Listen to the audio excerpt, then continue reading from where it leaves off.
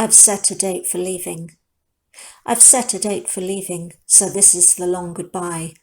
Walking the streets of my childhood, revisiting all those special places, making memories, remembering, seeing the faded beauty of the place of my birth. I've set a date for leaving, so this is the long goodbye. I will return as I always have, but I have planted new roots in a more fruitful soil. I am growing in a new place. My heart will always jump when I see the dragon, but my compass is set north. My eyes look to the castle on the hill. My ears strain for the sound of the piper, and I embrace the beauty of the thistle.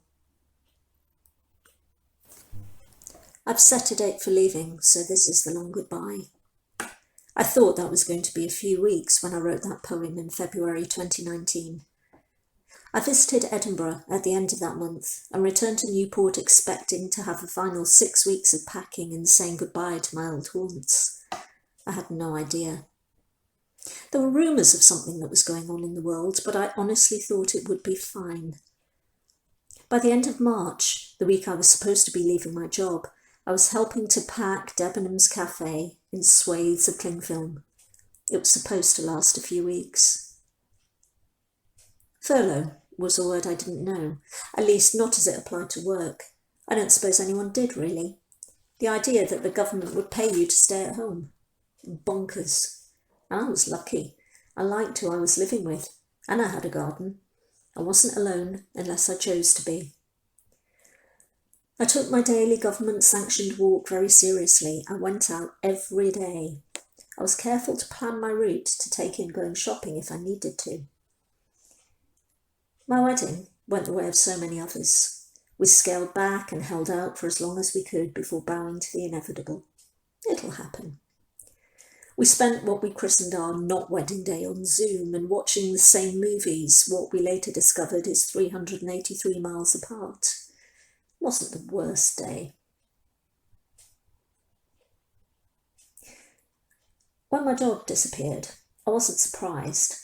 Sally had said she had a feeling we'd never open again, way back when we were closing in March.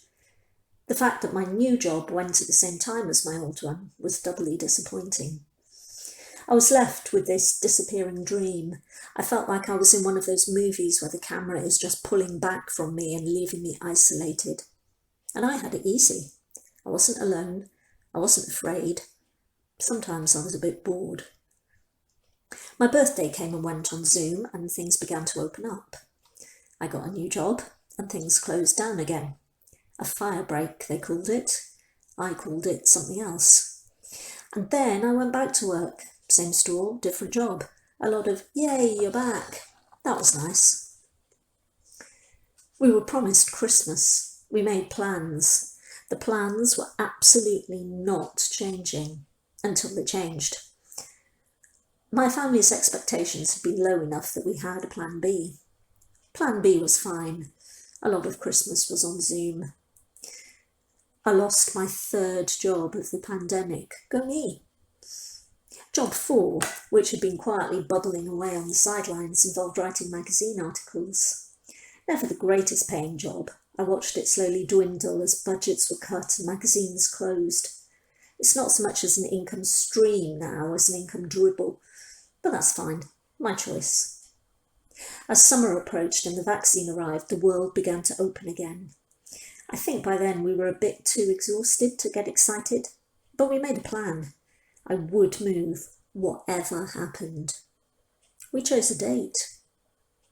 I've set a date for leaving, so this is the long goodbye. Why do interesting opportunities come up just when you're leaving somewhere? Or is it just me? Anyway, interesting opportunities presented themselves, things I wanted to do, and guess what? It turns out that technology we'd all discovered was actually useful, made it possible for me to stay involved. 383 miles is nothing when you can send a sound file to someone who can put it into an old telephone via a Bluetooth speaker that can sit under a tree so people can have Mother Nature on speed dial. 383 miles is nothing when you can meet on Zoom or coordinate a sharing hour on Twitter. 383 miles is nothing when I can make work in Scotland and share it with the world wherever and whenever you are. And so, hello.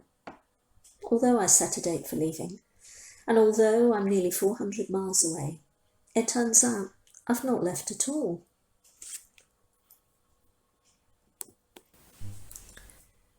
Focusing on my own practice. What a treat, what a luxury, what a revelation. I have a side hustle that pays my bills. It's a job I love. It suits me. I can walk out the door at the end of the day and forget about it. It means I can focus on my own practice. I don't have to write for money. I don't have to write what others dictate. I can explore the here be dragons places of my imagination without having to explain myself. The only home my writing needs now is my notebook. I choose to share it. I choose to hide it. I choose to focus on my own practice.